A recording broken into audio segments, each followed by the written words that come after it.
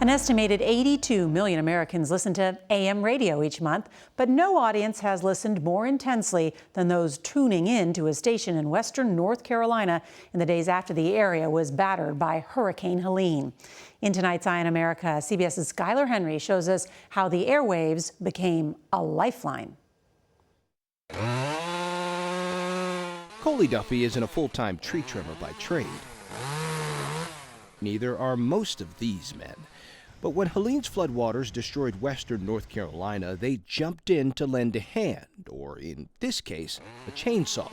We just started listening to the radio, and the radio was our only way of communication. We had no cell phone service. Nobody did. And what service there was spotty at best. When people were able to make a call, they got word to the best megaphone in western North Carolina. Welcome back to our continuing coverage of the rescue, recovery, and relief operation. In the middle of this modern climate change disaster, the calls for help were answered old school. Well, I'm trying to get a hold of my aunt and uncle out in Weaverville. I can't get a hold of them. For days, WWNC's AM radio host Mark Starling and his producer Tank Spencer served as a proxy dispatch service, helping to coordinate wellness checks and connect the stranded with nearby resources. Want to put you back on hold so that Tank can get your phone number? We didn't have any connection to the outside world except our radio stations, and we were the only two here. So we kind of had a mission of like, okay, well, we've got to walk these people through the storm. You all must have been inundated with phone calls. We were, and the phone calls got progressively scarier and scarier. Which meant dealing with the widest range of emotions you could possibly imagine. We got the call from a guy that was on the second floor of his house. Our first floor is flooded up to about 4 feet, and we're upstairs. We're safe, but my Ram truck is underwater. Listen, do us a favor and keep our phone number handy, okay? And when we hung up, he's going to be there. Everything's going to be fine. Like, it's going to be fine.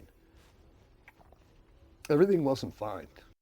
The caller, his wife, and their 7-year-old grandson were all swept away. That was a hard one. It's still a hard one.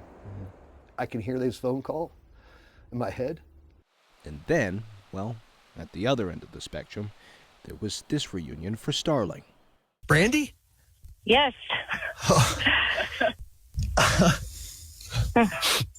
Are you okay? Yeah, I'm okay. This is my wife for anybody that's We listening. just left. It's so good to All hear right. your voice. Since Helene hit, these guys have been a guiding light on top of the radio tower for so many in the mountains of North Carolina.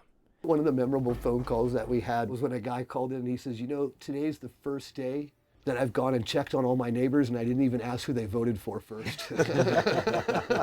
This is the realest radio has ever been. Yeah. And we're connecting with people in a way that most people don't ever get to connect with their audience because this is our family. Our good buddy Coley from the Chainsaw Brothers. Hey, Coley! Coley, what's going on?